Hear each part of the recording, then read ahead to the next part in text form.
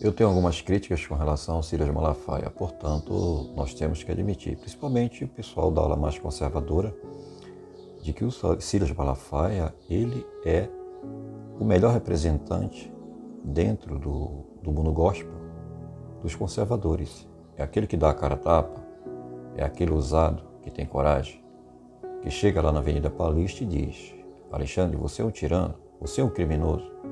É aquele que chega perante a jornalista da CNN e da Globo e dizem: ele é criminoso, e após ser interpelado pela jornalista, ele fala o porquê.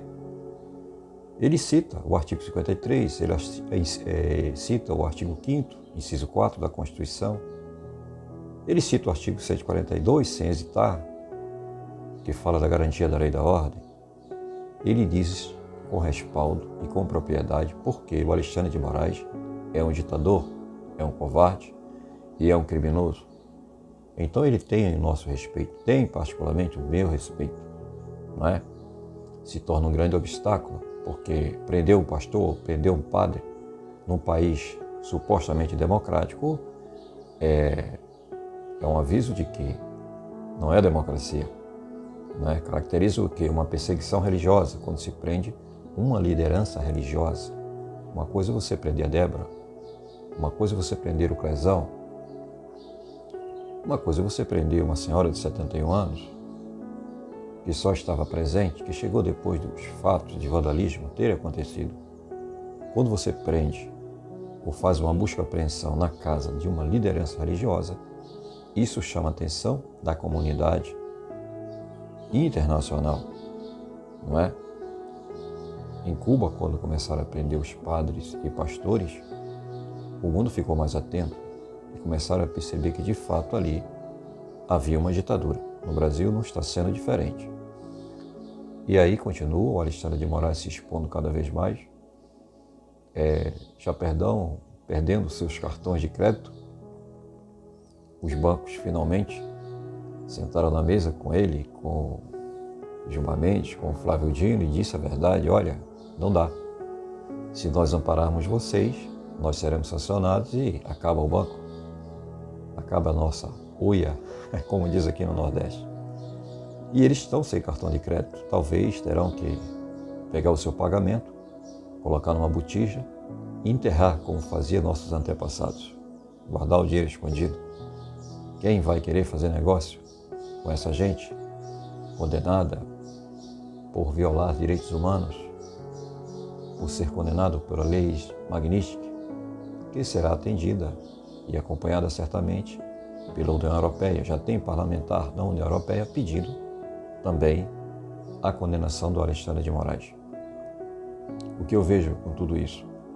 O lado bom é que ele está avançando, e ele avançando, ele está adiantando o seu processo de deterioração. Não é? Quanto mais ele avança, mais rápido virá uma resposta dos Estados Unidos, dessa vez, através de Donald Trump. Não é? Então, ele vai cair, pode ficar tranquilo. O Xandão vai cair. O que nós temos que ver é um pouco mais adiante, né? Visualizar o que vem depois. Não vamos torcer para ele cair agora. Ora, por quê?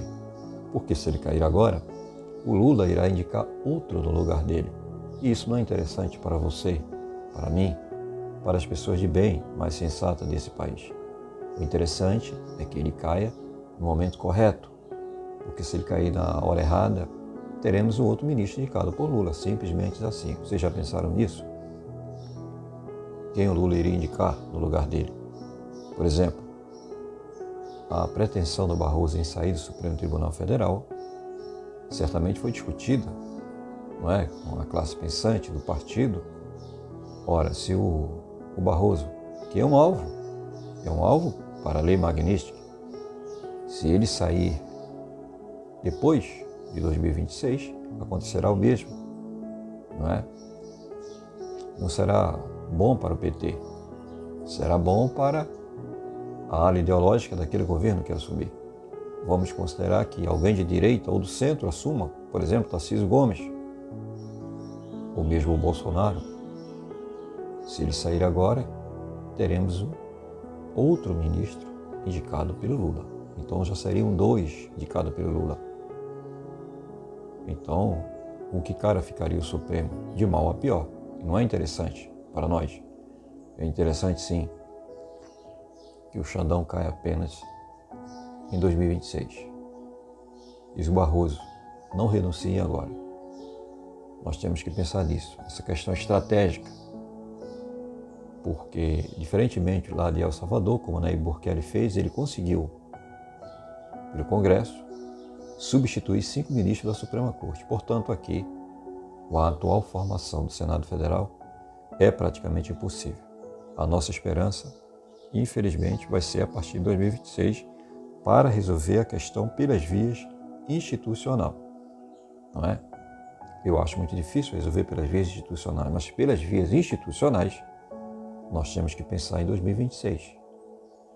Agora, pelas vias não institucionais, ou seja, quando o povo assume diretamente, quando ele percebe que as instituições não estão funcionando, que é o caso do Brasil, o povo resolve diretamente. Aí é uma revolução, uma resistência civil generalizada, talvez uma greve, uma parada geral, né?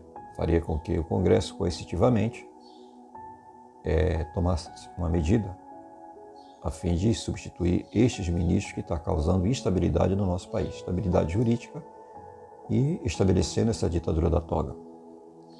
Mas é muito difícil.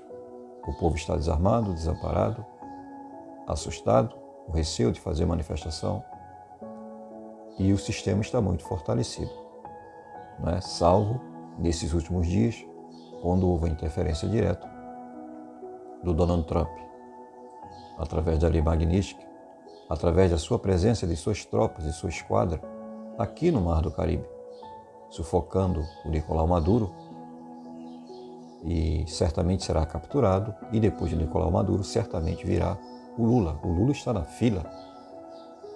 O Lula será o próximo. Anote isso aí do seu caderno. O Lula tem envolvimento também, porque ele ampara as facções criminosas. A partir do momento que ele condena a consideração dos Estados Unidos da América de considerar facções como grupos terroristas, ele não quer isso. Ele quer esses grupos apenas como organizações criminosas, não quer como grupos terroristas. Por quê? Ora, quem comemorou nas prisões, quando o Lula ganhou, vocês lembram daquelas cenas? As prisões soltando fogos, acendendo e apagando as luzes? Vocês lembram daquele papo cabuloso pelo telefone entre lideranças de facções, falando sobre o Lula e comparando com o governo Bolsonaro? Com quem as facções, por exemplo, aqui no Brasil, está mais fortalecida? Com o Lula ou com o governo de direita? É claro que com o Lula. A gente sabe de que lado ele está, basta ver a sua trajetória, quem ele apoiou entre Israel e Hamas. Condenou a ação de Israel, que foi em resposta ao grande atentado que houve lá em outubro. O Lula apoia Maduro, o Lula apoia ditadores. Gaddafi era apoiado por Lula. Então, é claro que nós sabemos muito bem de que lado ele está. Então, temos que combatê-lo como um mal que empobrece, que leva o Brasil a esse status quo que nós vivemos hoje.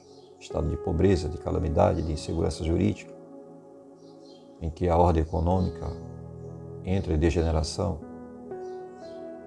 coloca todo mundo pobre por baixo, a fim de se manter no poder. É justamente isso que o PT, que a esquerda, que o Fórum de São Paulo faz.